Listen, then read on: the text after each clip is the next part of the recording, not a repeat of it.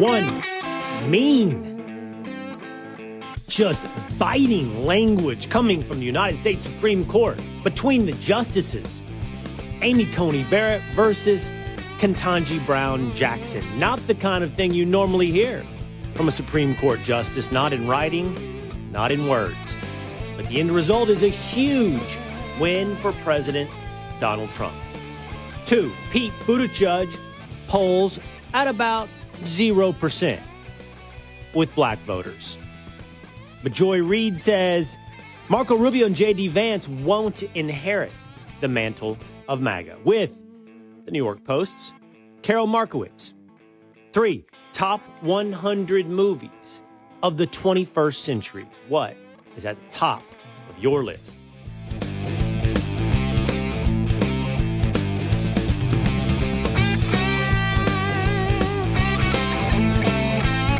It is Will Cain Country, streaming live at foxnews.com, on the Fox News YouTube channel and the Fox News Facebook page. Terrestrial radio, 3 dozen markets across the great United States of America, but always on demand by subscribing at Apple or on Spotify. Jump into the comments section on Facebook, jump into the comments section on YouTube. We'll work you into the show. We'll also call you a member of the Willisha. Fellas, tinfoil, 2-a-days. We do have some certified members, growing members of the Willisha that we discovered last week. I think it's fair to say that, and I don't think I'm betraying confidences to reveal that among the members of the Willisha, we can count those that ride Air Force One. Wow. We can count the President of the United States. That's pretty crazy. Last week on the Will Cain Show, I was talking about the Alcatraz Island Migrant Facility, illegal immigrant detention facility in Florida. Middle of the Everglades, guards, fences, and then 30 miles of swamp and alligators. President Donald Trump is scheduled to visit this week what they're calling Alligator Alcatraz. And talking about it last week on the Will Cain Show, I said, reminds me of a scene from a movie. I just can't remember the movie. Something in the scene was to the effect of, if you can get past the guards, if you can get past the walls, then you only have to contend with the miles and miles of jungle and deadly animals between you and freedom. And I couldn't remember the name of the movie. By the end of the Will Cain Show, I looked at my phone and I had a text message that read as following: Will, the movie you're thinking of is Papillon, starring Steve McQueen. Great movie. Your favorite president, Donald J. Trump. I didn't believe it at first. I didn't. Not only is he watching, but he's leaving a comment. He's interacting with the show. He's in the chat. I think that makes him... He's in the chat. I think that makes him a member of the Willisha. He's right, by the way. The movie that was in my head was Papillon. I'm going to admit something to you that I would not admit to the President of the United States. I've never seen it with Steve McQueen. But I did see the remake recently with Charlie Hunnam, the star of Sons of Anarchy. He redid the movie. It's a really good movie. Even in the remake, I'm sure anybody that's a big fan of Steve McQueen will tell me it's a horrible remake of Papillon. But since I don't have any context of the first version from the 1970s, this one I thought was pretty good. It's a French guy that gets sent to prison on an island off the coast of Guyana, French Guiana, and it's about the escape attempts. And I do believe it's also based upon a true story. It's based upon the real life of a guy from Paris who had multiple escape attempts, whose nickname, because of a butterfly tattoo, was Papillon. And I would encourage everyone to watch that movie. I think, as would member of the Willisha, your favorite president, Donald J. Trump. POTUS, watching, jumping into the chat from Air Force One. I spent the weekend, fellas, in Seattle. Youth soccer tournament this weekend.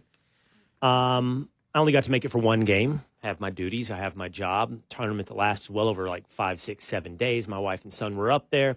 I joined them over the weekend. And I have 2 quick observations. Seattle and the surrounding area, liberal land. Like, there's a reason this was the CHOP Autonomous Zone, famous from 2020. It is worn on its sleeve. The politics of the Northwest, everywhere you go in Seattle. My second observation is it's absolutely beautiful and can be in places really cool. Went to Pike's Place, seafood, fish market. That was really fun to see. Walked around a little bit, but even more so than that, the soccer tournament was in some of the suburbs of Seattle, Redmond, Washington, and you're playing soccer with like fields and fields. It's a massive tournament, 64 teams in the tournament, in the valley of mountains. You're surrounded on both sides by mountains. It's green, huge pine trees, perfect temperature, 70 degrees. I mean, it's really nice up there in the Northwest, which I'd only ever been to once before, in and out, really. And this trip is somewhat in and out, only there for what it was, a day and a half, less than 2 days. But they got something going up there. Unfortunately, part of what they've got going is the people and the politics. It's the only problem of Seattle. They do have some beautiful areas in some of these liberal areas. I submit to you, Colorado, New Mexico, Washington, California. But they do their best. They do their best to make it ugly. They do their best to make it unlivable. That's why you move to some place that's 100 degrees for about 100 days in the summer with flat topography. That's why they move to Texas. All right, let's get to it, though, now with story number one. On Friday, the Supreme Court of the United States released opinions, one of which represented a huge victory for President Donald Trump. That was limiting the scope of nationwide injunctions handed down by federal district judges. There are something like 385 federal district judges across this great United States of America. And through Donald Trump's first 100 days, they had issued dozens of universal nationwide injunctions, much more than Joe Biden, much more than Barack Obama, much more than George W. Bush. Historical, really, in their subversion of the agenda of President Donald J. Trump. But according to the Supreme Court of the United States, they have overstepped their bounds. Injunctions will be limited to the parties before the court. They will not apply to the nation at large. Of course, you can have class action lawsuits that apply to a larger body of parties. But as would be expected, the parties to a case should be the ones affected by an injunction in the case, not everybody in the country, putting the judicial on the same level as the executive. Justice Amy Coney Barrett wrote the majority opinion for this case. And in it, she took on not just the idea of district judges limiting the president of the United States, but other justices on the Supreme Court who wrote in the dissent that this represented tyranny by the executive. Justice Amy Coney Barrett wrote, this instead represents, should it go the way of the dissent, tyranny by the judicial. The dissent was written by Justice Ketanji Brown Jackson. And ACB wrote the following when it comes to that dissent. We will not dwell on Justice Jackson's argument, which is at odds with more than 2 centuries worth of precedent, not to mention the Constitution itself.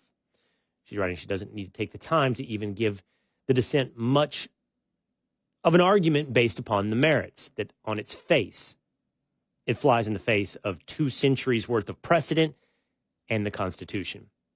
Justice Jackson skips over the part because analyzing the governing statutes involve boring legalese, impugning Jackson's ability to actually do the job of United States Supreme Court Justice. Jackson writes on in colloquial language, never engaging really on the merits of constitutional law, precedent, statutory law, or as ACB writes, boring legalese. Instead, Jackson's dissent brings in, modern catchphrases like the following. Take a look at what she wrote here. I quote from the dissent. Instead, to the majority, the power-hungry actors are, ellipses, parentheses, wait for it, ellipses, the district court. She weaves in, like a 14-year-old girl, wait for it, into a Supreme Court opinion. Also, she writes, actually, for that to happen, the courts must have the power to order everyone, including the executive, to follow the law. Dash. Full stop. Everyone must follow the law. Full stop. Again, writing as though she is Gen Z on TikTok, not a justice of the Supreme Court of the United States, engaging in arguments on the merits, because, as ACB describes, that would be boring legalese. This is actually pretty stunning writing on both behalves. You know, I went to law school back in the late 90s, and law school really is 3 years of reading Supreme Court opinions. That's what you do. You learn statutory law, you memorize certain elements of the Constitution and statutes, but really what you're doing is reading the opinions of Supreme Court justices who are interpreting the Constitution, interpreting those statutes. And you get used to seeing who is a lucid writer and who is not a lucid writer, whose opinions are coherent. What I mean by that is the quality of their rationale, their thoughts, and whose are not. Whose brain is tangled in a web of contradictions. And I mean that. You can read it in an opinion, but that doesn't make sense compared to the first part. And that doesn't reconcile with another opinion I wrote. And that doesn't even make any sense. I don't understand how he's connecting these sentences together, much less these thoughts. I'm telling you, you can read this. It's one of the most instructive things in learning about the United States Supreme Court. Less left, right, more, honestly, logical, illogical. It's a reverse engineer, honestly, how I ended up where I am, basically, in my politics. I didn't read Supreme Court justices as a conservative. I became a conservative by reading Supreme Court justices and understanding the Constitution. It honestly really is as simple as understanding who can see that 2 + 2 = 4, or who can twist themselves into arguments that 2 + 2 can actually equal 5 in some instances. And I mean that. That is basically what this boils down to when you're reading these opinions. And you'll see complete, coherent, rational thought from justices like Justice Clarence Thomas. And then you can take those with complete rational thought who can actually also be entertaining writers, like the best of all time, Justice Antonin Scalia. And then you can look at and read justices like Stephen Breyer and come away going, I don't know what I think. Or David Souter going, I don't even know what he thinks. Or Ruth Bader Ginsburg, I know she had an outcome and she wanted to write to get to that outcome. Treating the job like everyone else in politics, like politics. But you rarely see something as juvenile as what you see here by Justice Ketanji Brown Jackson. You'll see a chart, by the way, of justices who have spoken during oral arguments, their first 8 cases at the Supreme Court. The least is like Clarence Thomas. He spoke 96 words in oral arguments.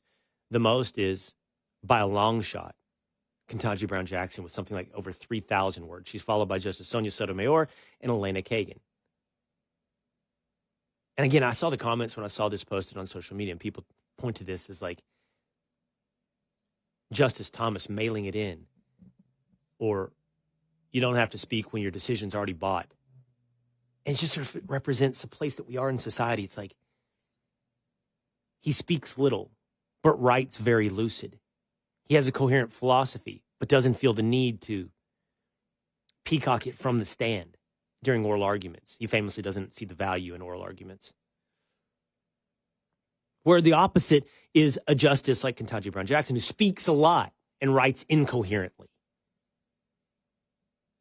This is shocking, not just from her behalf, but also Amy Coney Barrett, who's just absolutely saying everything I'm saying, just a little more esteemed. A little more hidden, but still very obvious of how little she thinks of her fellow justice on the Supreme Court of the United States. The end result, though, is a massive win for President Donald Trump. No more nationwide injunctions. How does that apply, for example, to one of the biggest cases potentially before the Supreme Court, birthright citizenship? Well, they avoided that on its merits. They didn't decide whether or not it's constitutional, but they will have to soon. It'll come back. And with no nationwide injunction, we're going to find out. If you are born in the United States but subject to the jurisdiction of another country, are you born with the citizenship to the United States? For now, huge win for President Donald Trump. All right, let's get to whether or not Pete Buttigieg can win black voters, whether Zohran Mamdani can win mayor of New York City, and whether or not he can condemn, globalize the Intifada. Next on Will Cain Country.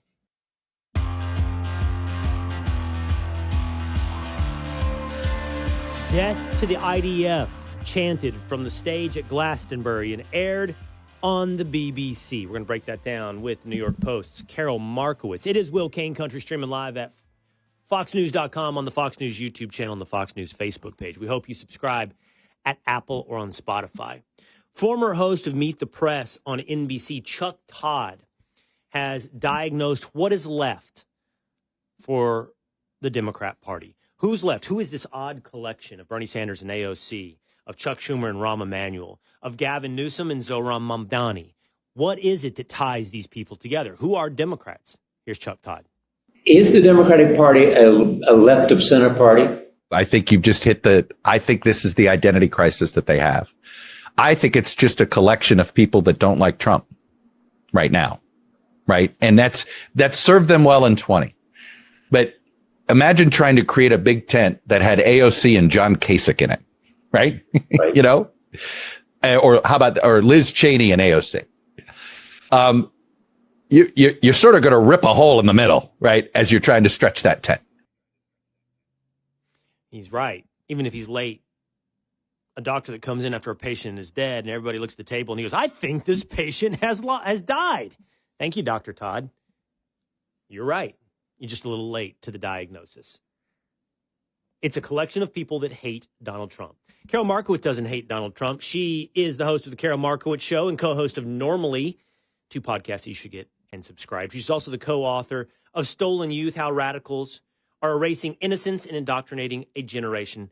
She's also a columnist both at Fox News and at the New York Post. Hey, Karol. Hi, Will. Thanks for having me. Chuck Todd is right, don't you think? There's no way to explain any ideological cohesion for the left. There's nothing left for the party that we call Democrats. It really is only defined by a collection of people that hate Donald Trump. That's right. It's been like this for a while. I mean, at least since 2016, since he came down the escalator, they united around that message. But the problem is, while most of the party has been focused on that, the left wing of the party has been pushing it further and further to the left and trying to implement actual socialist policies.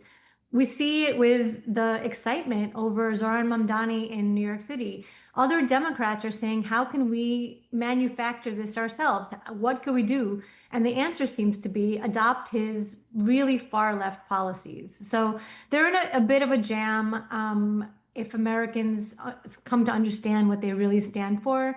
The concern, of course, is if you get very charismatic people, they might move Americans to the left. Let's talk for a moment then about Zohran Mamdani, the man who has won the Democratic primary for mayor of New York City. He still has some race left to run when it comes to becoming the mayor of New York. He's going to have to run again against Andrew Cuomo, Eric Adams, and we'll see if New York City is ready to adopt this kind of rhetoric, these kind of policies, this level of socialism. But it's important that everybody listening and watching also know who we're talking about when it comes to Zohran Mamdani. So he is a self-avowed Democrat socialist. And as an example of how far left he actually is, here he is saying, really, he doesn't believe there should be such a thing as billionaires. Watch. You are a self-described democratic socialist. Do you think that billionaires have a right to exist? I don't think that we should have billionaires because, frankly, it is so much money in a moment of such inequality. And ultimately, what we need more of is equality across our city and across our state and across our country. And I look forward to work with everyone, including billionaires, to make a city that is fairer for all of them.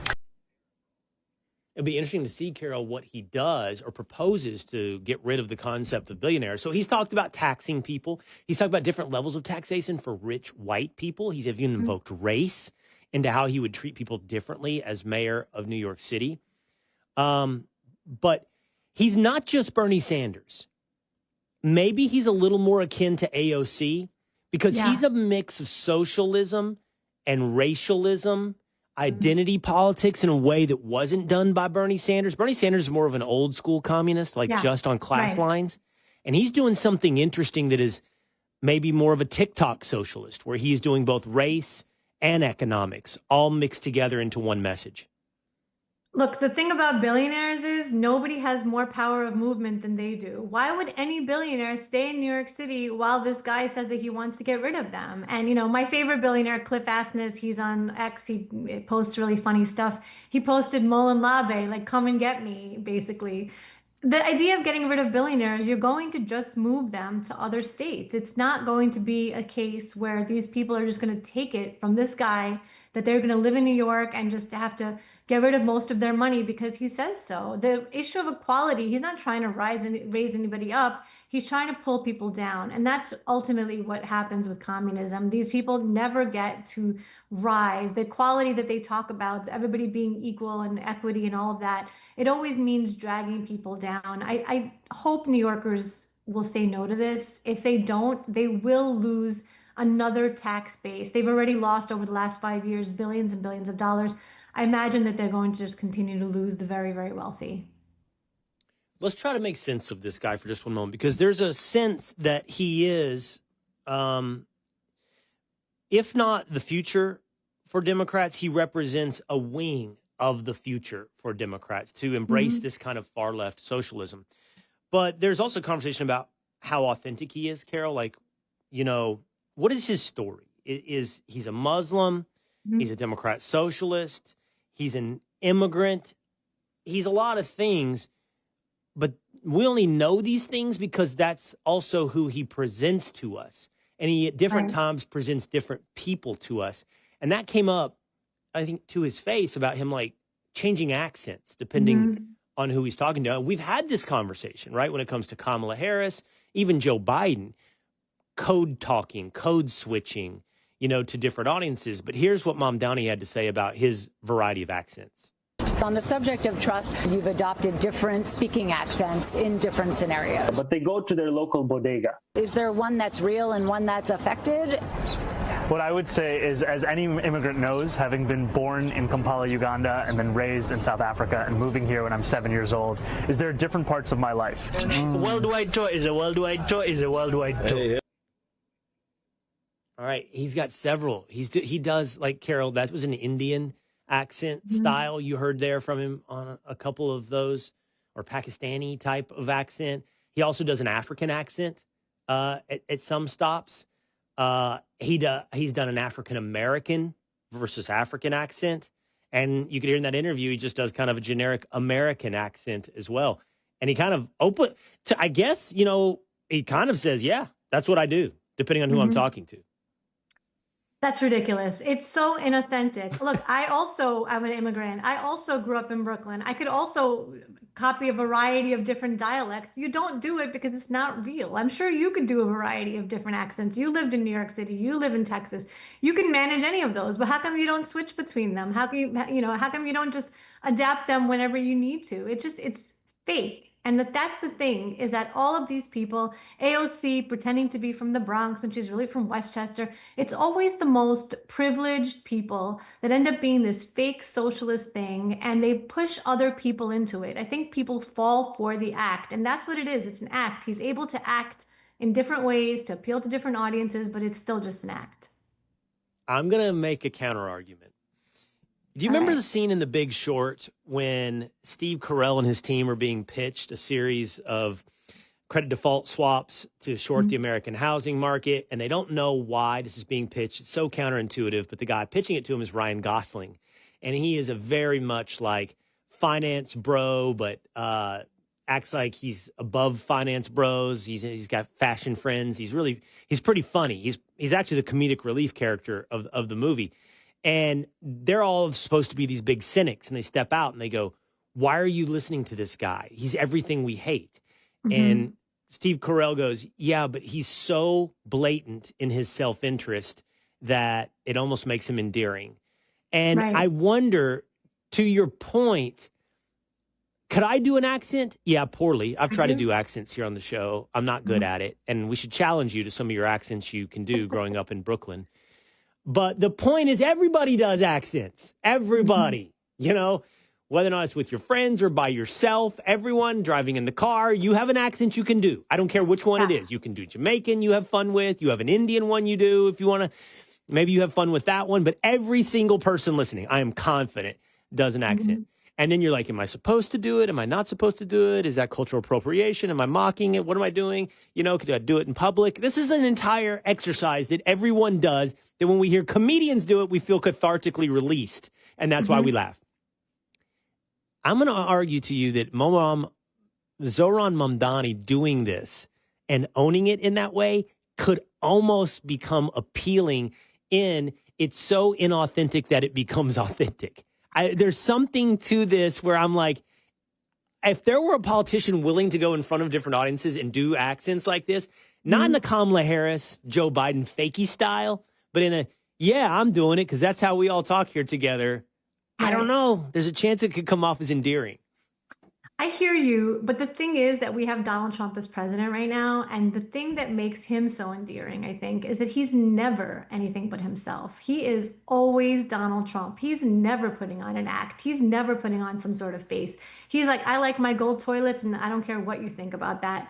He's very much real. And I think we're in a moment where that kind of authenticity really appeals to people. Can people buy an act? Of course they can. But I don't know. I see it as we're in a very real moment because of Donald Trump. And I just don't see this kind of thing, people falling for this kind of thing. That's the thing. I don't think you're falling for it if it's... You're willingly going along with it? Yeah. I think you're willingly going along with the blatant inauthenticity. I don't know. I think there's a trick in here, a psychological trick that could be pulled off.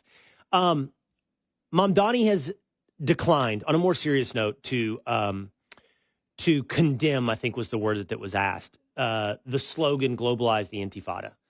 I want to ask you about that. And I also want to ask you about this. This was from Glastonbury. Over the weekend, which is a music festival. And it is a singer that goes by the name Bob Vylan. And he was on stage. It was aired by the BBC. And here's what he chanted. Free, free, free, free. All right, but have you heard this one, though? Death, death to the IDF. Death, death to the IDF. Death, death to the IDF. All right, I think these two are actually connected, Karol. It's pretty shocking. Let's take a moment, though, and just go, wow. It's pretty shocking that that's at a music festival that's aired by the IDF, by the BBC. By the way, for those that don't know, IDF stands for Israeli Defense Forces. So first, let me just ask you what you think about both. Both Mamdani not condemning globalize the Intifada and hearing this from Bob Vylan on the stage aired by the BBC. I know people think that this is about Jews, and I want everybody to understand that globalize the Intifada is not about Jews. It is about bringing the struggle to American streets. It's about making sure that Americans feel pain, and that's really the overall goal. When they're driving a car into a crowd, into a Christmas market, it's not about, oh, which one of these people is Jewish. It's about hurting Westerners. It's about bringing down Western culture. That's globalizing the Intifada. Kill the IDF. It's the only reason that he's using IDF is because if he said kill the Jews, it wouldn't be quite as, probably get into some trouble in Britain. He might still get into trouble for even saying kill the IDF because Britain has pretty strict speech laws. It's scary that this is being normalized and that Mamdani, who wants to lead, America's top city, I would say, is fully on board with this. And there's barely any pushback from any Democrats. And they're all lining up to support him. The Chuck Schumers of the world and the Bill Clintons are all saying he's our guy because they're on the same team. This is someone who wants to bring down our country. And that's what, globalize the Intifada means. I want people to really understand that. I actually totally agree. I didn't know where you were going at first with that. Well, for what it's worth, we should mention, Karol, you're Jewish. You come at it from this perspective. Yeah, I think this conversation is being made too simplistic when sometimes it's more complicated, but the end of that complication, it's simplistic in a different direction.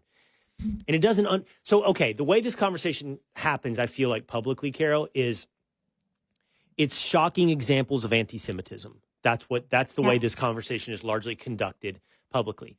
And that's not wrong, but it's not all right either, right? I guess that's how I feel. It's like, it's okay.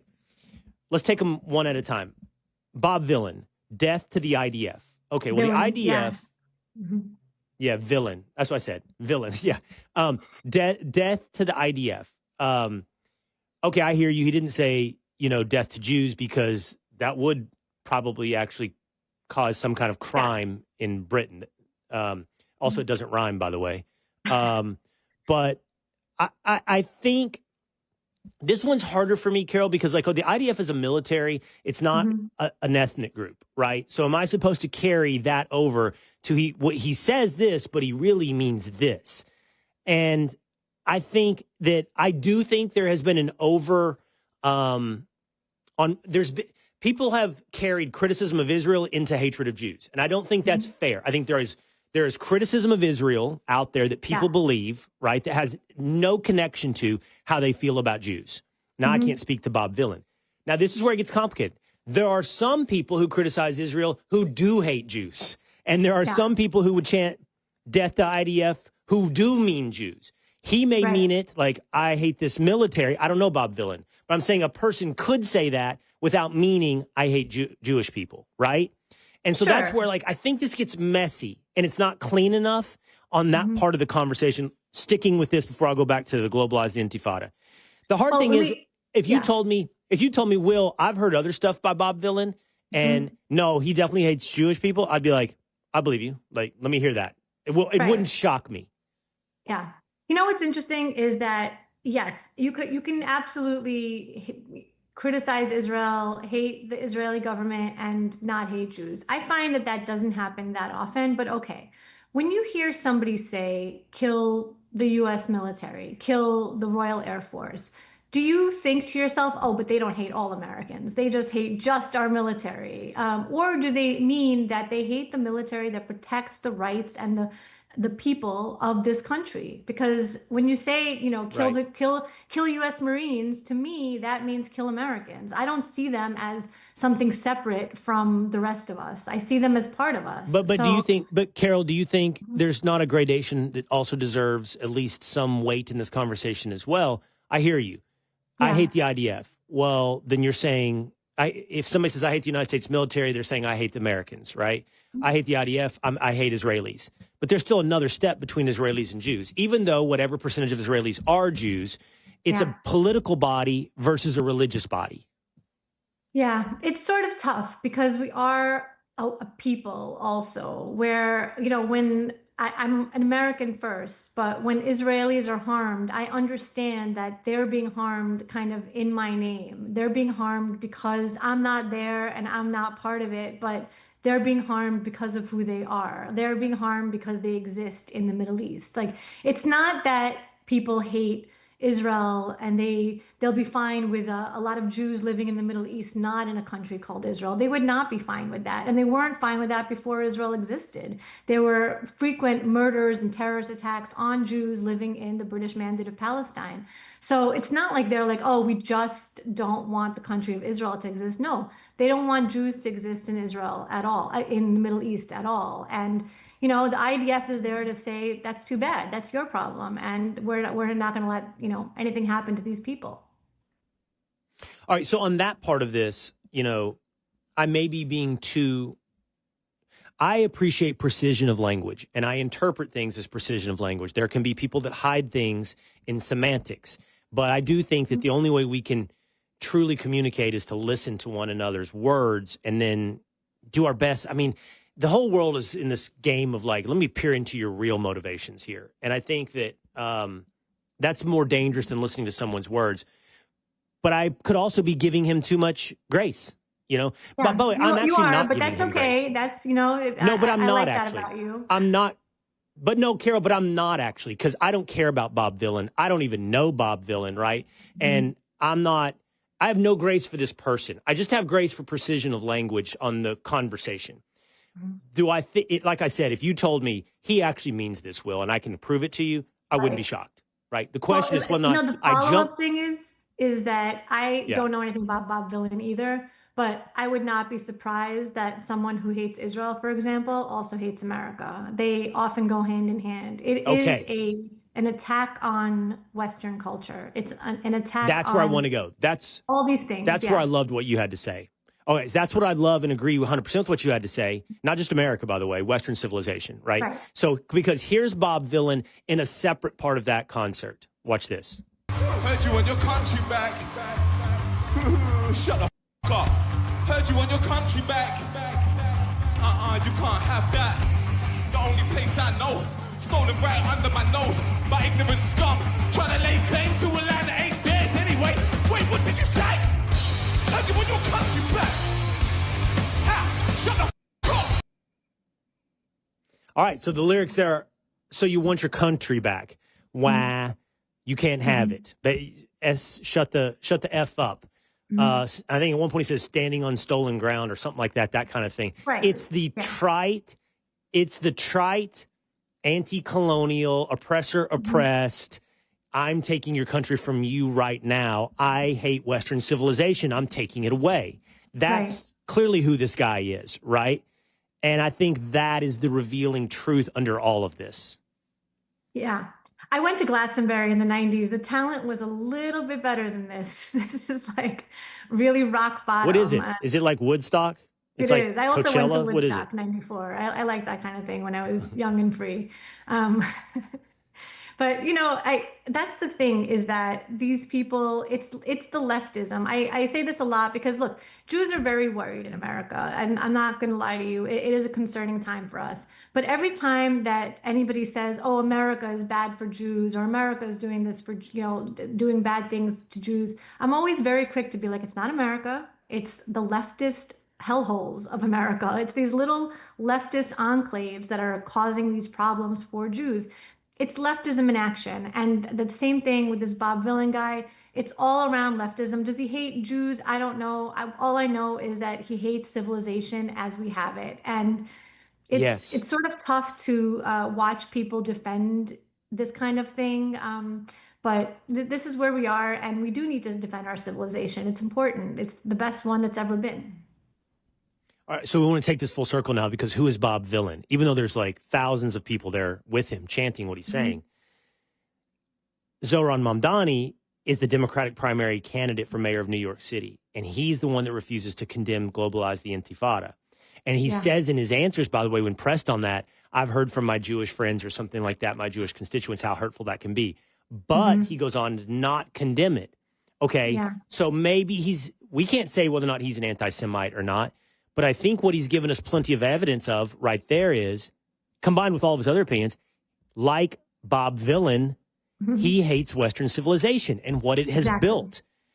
And while his vision may not be, I don't know, it could be Islamism, but he openly says it's socialism, right? Which is a weird combo. Like, which one is it? I go to a Pride event or I'm an Islamist. What is that? They don't exactly go hand in hand. But my point is, the globalize the Intifada is dangerous to all of America, to your original point, not just or necessarily Jews. Right. It is, and people are going to have debates about what that means, globalize the Intifada, and there are going to be those that very firm believers it always means anti-Semitism, and maybe it does. I don't know. But one thing I can be sure of is it means what you just laid out, anti-Western civilization. Exactly. And they say it. Mamdani is not hiding it. He's asked on a Sunday show whether he approves of capitalism, and he says no. Again, he's an immigrant here. How do you come to a capitalist country and say, "I want to bring down the system. I want to get rid of this system"? It's really telling that they have no problem admitting this kind of thing, that they want to change our civilization. Again, the best country that's ever been, not even close, and they want to change the way that we live and the way that we've succeeded here. It's wild and telling to me. Okay, now let's take this truly full circle back to where we began when we talked about Chuck Todd and what is left for Democrats now. So I wanted to show you this polling that came out, and I believe, let's put this up on the screen, two-a-days, because I can't remember the polling company that put this out, but it showed Democrat candidates for president. Buttigieg leads overall. Take a look, two-a-days, while we're talking, so I can tell the audience who put this poll out. You or tinfoil, see if you can find that. Buttigieg is at 16%, Karol. Kamala Harris is at 13%, Gavin Newsom at 12%, AOC at 7%. But then it breaks it down by white, black, and Hispanic, which is pretty fascinating. All right, this is according to Emerson, the polling. Buttigieg, 0% among black voters. 0%. Right. Harris, 30%, right? By the way, AOC not real high with black voters either, at only 4%. She is higher with Latino voters, as is Gavin Newsom, by the way, which may be showing what he's doing in California, this grandstanding against ICE. I don't know if that's working or not. I don't know what that is. But it's pretty fascinating that Buttigieg is a big fat 0 with black voters. Yeah, I think you or I could do better with black voters in the Democratic primary than he's doing. It's really pretty interesting that he is seen as just this square white guy. And I think that is an image he's trying to challenge. I saw that he followed the UFC today, and that, he's trying to be more of a bro and that kind of thing. But ultimately, he's been a really ineffective transportation secretary. He was the mayor of a small, South Bend, Indiana, and he's not really a national figure. He's trying to change that, obviously. I think Gavin Newsom and AOC are going to be kind of the ones to watch in the next round, just because they do have already this base of support. And Gavin Newsom, while I see him as, I think Dave Rubin coined him like a lizard person. I really do see that. Like, he's going to take off that mask at any moment. There's going to be a lizard underneath. He's still very popular, and he is able to deliver a message, and he goes into conservative spaces, and he makes the arguments, and he's really going to be a tougher nut to crack, I think, for the right than they think right now. But I think there's another element to this Buttigieg thing, okay? And that's the fact that he's gay. Like, that black voters have not shown an openness on that issue, and that has been reflected on various election cycles, on various opportunities and issues. For example, in California, when they were voting on propositions to legalize or to do away with gay marriage before the Supreme Court took this off the electoral table, you could see black voters did not support gay marriage. And now you have an openly gay man with, paternity leave and taking those pictures from his bed. And I'm not sitting here telling you what you should believe, whoever's listening or watching. I'm telling you what the evidence suggests black voters think or believe about this issue. And that's pretty indicting right there, a 0% for Buttigieg. Yeah, absolutely. The average black voter is fairly conservative. That they remain tied to the Democratic Party is something of a mystery. And they really do fit in a lot of ways better with Republicans. But they've traditionally voted for Democrats, and it's very hard to break through on that. I think that there's a lot of if you get off of that reservation, you're kind of shunned. I've heard this from black friends who are conservative, that they get a lot of abuse from the black community because of that. And it's tough, but eventually you have to do what's best for yourself. And I would hope that the average black voter who is more conservative would look at Republicans as a possible destination when Democrats inevitably force them out.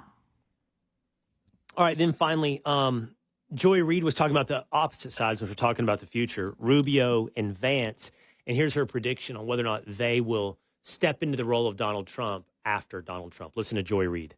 Marco Rubio believes in nothing. He's been a Catholic, he's been a Mormon, he's been an evangelical. He's whatever religion works for him in the moment, and he's also whatever ideology works for him in the moment. He's been a Bush-style Republican. He's been a supposed Tea Partier, which is the opposite of a Bush-style Republican. He's been for Ukraine, doesn't give a crap about Ukraine. He's been hard on Russia. He doesn't care if Russia is dominating the earth.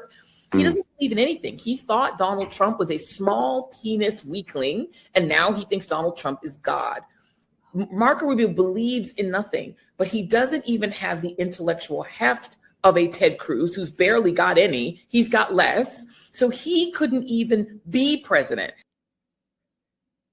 Oh, man, that's super indicting. And she was uglier about Donald Trump, saying when he goes off to hell to meet the devil, that it won't be Vance either, was her prediction. But that was pretty scathing about Marco Rubio. I mean, Joy Reid doesn't like him. Oh, okay. Like, so suddenly I feel a lot better about him. I But think Karol, to be yeah. fair, that's what I actually think what you just heard from Joy Reid. Mhm. Let's say it was Marco Rubio and JD Vance up on stage against each other running for president of the United States. Yeah. That what you just heard would be an argument made by JD Vance.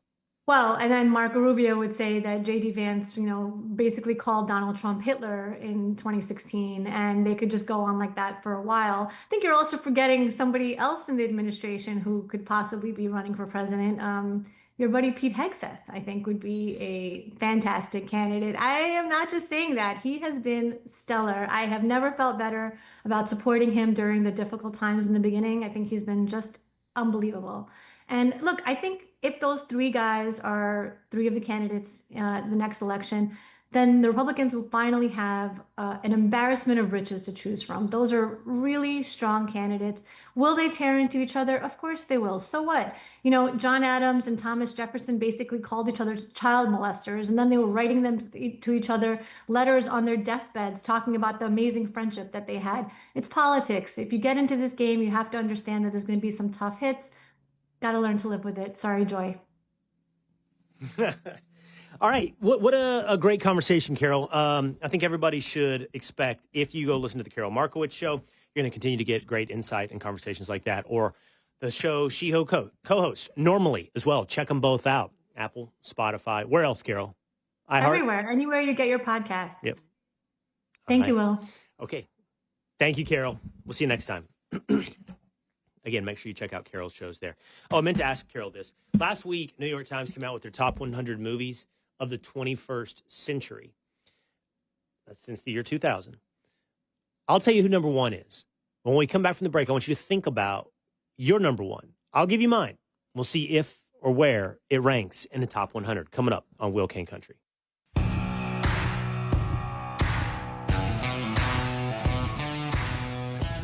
21st century, I want to be clear. 21st century. I feel like everybody jumps in and goes, Will, what about Tombstone? Not post-2000. It is Will Cain Country, streaming live at foxnews.com on the Fox News YouTube page. All right, top 100 movies, according to the New York Times, in the 21st century. Tinfoil Pat, Two-A-Days Dan. This will be interesting. This will be interesting to see what you guys select. So if I asked you guys your favorite movie, this is good. So I got one guy who's a total hipster who will pick something like, I don't even know, probably actually closer to some of my taste in movies. You don't know me. Like you're probably a Wes Anderson fan. That's insulting. I'm a Wes Anderson fan. So, and then you got another guy who I don't even know where he'll go. What would you say, Dan? Like Tinfoil Pat? I think he likes to go oppo, so like something that's not up there. You know what I mean? Like it wouldn't be on even the top 100 list. No, not at all. Really? Yeah, I like Wes he's Anderson. got a little bit of independent movies. I'm really into independent movies that are a little bit different. But you're also a Marvel kind of guy too. You're No, both. I hate Marvel. No, I hate You superhero like movies. franchises. Like Endgame is number You one. like I hate franchises. I'm anti-franchise. How dare you? You're anti-franchise? Wow. I hate Didn't see that franchises. Except for look, Lord of the Rings is great, but those are 3 movies about the book series. So can I tell you guys that's something? different than. I talked about this last week, and Buck Sexton nominated one of the Lord of the Rings. I'm going to tell everybody this. I don't get Lord of the Rings. I'm not that into it at all. So I don't like fantasy. Not that kind of fantasy. I don't like, elves and magic and wizards. That's why when I liked Game of Thrones, it was a testament in my mind to how good it was. Because it takes a lot to get me over a dragon. Like, you put a dragon in there, and I'm like, out. You don't know they weren't But real. if I'm in, and you've got a dragon, now you got something really good going on. So I love Game of Thrones. And Lord of the Rings is in that silly fantasy, like, when I say silly, like, it takes itself so seriously about its hobbits and its elves, and I have to match its seriousness. Yeah. And I don't match it. And so therefore, but here's what I'm saying. Enough people think it's great that maybe I need to go back. Also, they're so long. The movies are so long, and the battles go on forever.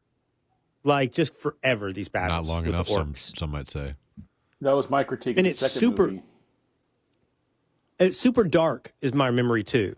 Like, literally, like somebody lighten up the screen. I can't tell what's going on. So, do I need to give it another shot? Is it a trilogy? Do I need to go back and watch all Then four? there's the Hobbit movies. There's three Hobbit movies. And see, like, they the Rings of overdid Power that. series.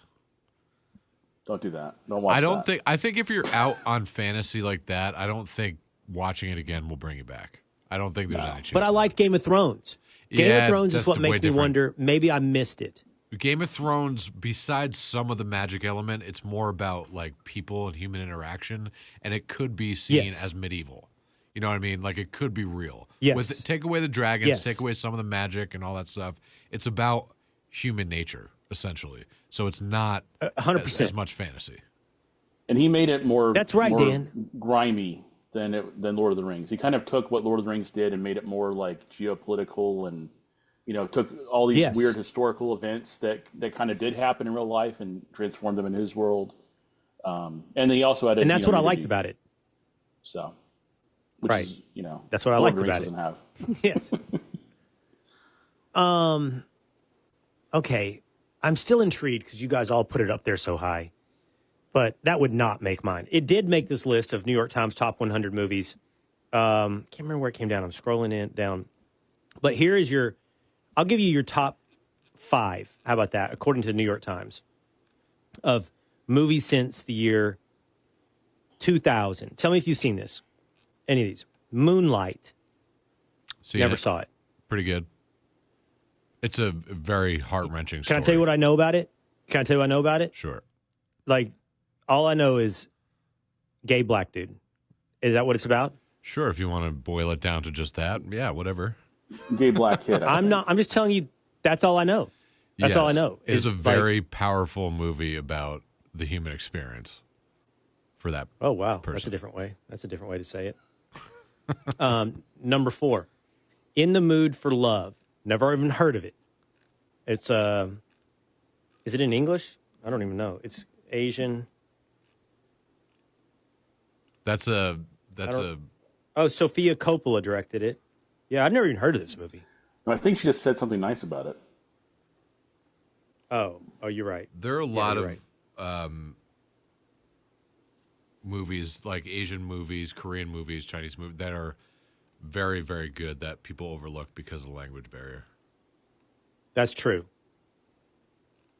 You remember that movie, Everything, Everywhere, All at Once? Love it. Was that that wasn't in English, right, Dan? It was. I saw it. I just can't remember. It was mixed. It was? Okay. Yeah. Okay, mixed. Yep.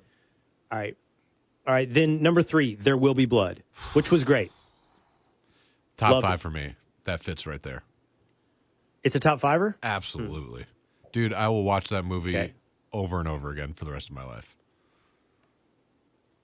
What year did that come out? That came out 07. in 07. I just want to see because this isn't my top movie, but number 6 on the list came in 2007 as well. No Country for Old Men. Yep. And I liked it better than There Will Be Blood. I watched it over and over. Yeah. So it was a little overshadowed for me. Number 2, Mulholland Drive. I don't think I ever saw it. I have a problem with this one. So You do? Yeah, I liked it a lot first time I saw it, but there's a huge twist in the movie, and once you see it once and know the twist, it's not rewatchable, really. So to be in the top 5, you have to be rewatchable. So I don't think it deserves to be there. Okay. So like The Sixth Sense. You can't watch that again. You can't watch it again. It's great when you watch it the first time, and it's fantastic. But once that's ruined for you, you don't rewatch it, so that doesn't constitute as a great movie for me. Right. Well, I could do it because I never saw it. And then number 1 is Parasite. And by the way, that is an Asian movie that is not in English. I saw it. That won Best Picture, and it transcended everything. like because of the language. I don't think it's the best. I mean, it was good. I don't remember it being like this, like number one. I thought it was fantastic. Did you feel that way? Yeah. Okay. So a couple of my favorites are on here. Like I said, No Country for Old Men's up there. I love The Royal Tenenbaums, speaking of Wes Anderson. It came in at number 21. It's the best Wes Anderson movie in my mind, by far. Absolutely loved it. I think Gene Hackman should have gotten an Oscar for that movie. He was so good. Royal Tenenbaums came out, I believe, in 2001. My dad died that year, and I have to tell you, in a lot of ways, Gene Hackman reminded me of my dad. Wow. So it was like super emotional. Wow. Emotional for me in some ways. My favorite line from that movie, my brothers and I and my sister and my wife all laugh, is the part, like the two things that remind me of my dad is like what he wanted on his tombstone, right? Died at sea, saving his family from whatever, right? Yeah. I could see my dad want. But also, my favorite line is they're walking in the park, he and his ex-wife, and they're talking about how messed up all their kids are. And she's like, I messed up. And he goes, no, it's not your fault. It's my fault. Or anyways, it's nobody's fault. He accepted responsibility for all of about a second and a half. Or anyways, it's nobody's fault. That's a good line. Okay, but my number one, I'll tell you guys ahead of time, isn't in even the top 100. Didn't make it. Hipster. And I find that incredibly disappointing. So let's go around the horn. I'll go last. Tinfoil, what's the best movie of the 21st century? I have to say No Country for Old Men is up there for me as number one. Like, I just really enjoy it. I can rewatch it. You know, I just love the Coen brothers in general. Agreed. Yep. Big Lebowski, I had to double check, came out in the 90s, so I couldn't put the Big Lebowski in there. Mm-hmm. Okay, Dan. My number one is Interstellar, without a doubt. I've seen it 100 times, and I will watch it 100 more times. I think it is the best I think that movie. came in like in the 80s or 90s on this list, right? Yep, it is It made the top 100, but... absolute favorite. Has everything. Gladiator was way too low on this list. I like Interstellar, Dan, and I have rewatched it. It's so complicated, I feel like. That's the best part. Like this. You could learn new things every time you watch it. That's why. That's true. Like about physics and everything. And space-time continuums and black holes and all that. It's a torrid love story between, kids and their parent. It's crazy. Yeah. Well, mine's not that. I love science, but not that complicated. I'm not a fan. I love Westerns. And the thing that's great about No Country for Old Men is it is a Western, but it's a modern-day Western. Mm-hmm. And I really like that idea. I love that concept of making modern-day Westerns. Oh, I know yours. From the what would you say, from like the 1950s through the 1970s, it was really the number one genre, Westerns. Yes. Clint Eastwood and John Wayne made their careers on Westerns. And you wonder, I thought about this, like the Old West, at the point at which they were making those movies was about 80 to 100 years in the past. And it's crazy that it held that romanticized vision for so long, and why it doesn't today. Like Westerns do not dominate today, right? And I guess World War II movies are pretty fertile ground for people to make movies now, and that's about 80 years in our past by the same token. I mean, there are modern-day Westerns that have done well. Django is a version of a modern-day Western, Django Unchained. I don't know what else besides that in No Country. Wind River, really good. Really good. I think it's a bit of a modern-day Western. So good. I mean, yeah, Deadwood for me, is a TV show. Yes, but that's not a modern day Western. I'm modern in its making, but not in its setting. What I mean is like taking the Western themes, the lifestyle and everything, like Yellowstone did. Yellowstone's a modern day Western of sorts, right? But as much as we like it, it's not on the level of the things we're talking about here. Landman count? Yeah, I'd call that a modern day Western pretty much. Yeah. I mean, certainly any Taylor steeped in Sheridan Western show. culture. No, but Sheridan had a movie that came out This With is Taylor Chris Pine. Sheridan's genre. Yeah. Yeah. He's brought back Well, the modern Western. Well, you're jumping the gun here, Patrick. Oh no. Okay. Sorry. That is my number one. It is Hell or High Water. Just ruined it. I love it. I love it. It is a modern day Western. It's thematically. First of all, I love Jeff Bridges. If Jeff Bridges is in something, I pretty much love it, like no matter what. Also, I'll tell you what I've learned, that an actor that I really like, obviously not enough to remember his full. Oh, it's Ben Foster. Ben Foster plays the crazy brother in Hell or High Water, and every time he's in a movie, I end up liking his character. You ever seen pretty Alpha much. Dog? I think he's a With him? no. The best. No. That's his best character, Ben Foster. Watch Alpha Dog. You think it's? I love his character in this movie, in Hell or High Water. You think it's better than that? He's great, but it's a smaller role. But in Alpha Dog, he's a psycho, and he's so good at it. It's unbelievable. He's good to watch. at that. Like this character in Hell or High Water. Yeah. You believe this character will do anything, right? I'll tell you who's pretty good at this same kind of role is Jeremy Renner. Like he plays this kind of guy in The Town, right? Ben Affleck's buddy. It's like, hey, we got to go do something. I can't tell you who, can't tell you where, and I can't tell you why. All I can tell you is we're going to hurt some people, and you can't ask me questions. Yeah. And he goes, well, I have one question. And he's like, what? Whose car are we taking? Yeah. Like, badass. that is badass, and you believe this guy is that kind of guy. It's hard to do. Yeah, with a Boston accent, yes. That's Ben Foster in this movie. And this guy, you actually know, I know these guys in real life. I have friends of these guys. I'm down, fiercely loyal, right? Fiercely unpredictable, but the predictable thing that you know is they're going to be there for you, you know, if you're in their circle of whatever it is. Mm-hmm. And, but also the themes, like there's a scene in that movie with Jeff Bridges and his deputy who's American Indian. They're talking about the banks taking over these towns. And, you know, like, he's like, you don't get it. You're the Indians now. The deputy says that to Jeff Bridges and the sheriff. They're taking this from you. I don't know. I think it's incredible thematically, action. Also, Chris and Pine. It's set in the West. Yep. Chris Pine. Yeah. He was always like a rom-com actor, and he did great in that.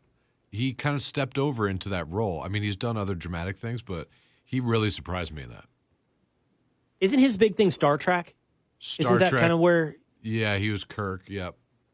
But he's goofy and, you know, whatever. There's some seriousness, but he really played that role well in Hell or High Water. Yeah. Agree. It's an awesome movie. Awesome movie. That scene where they go to the restaurant with the mean as a snake waitress. Ugh. Unbelievable. It's great. The Stand.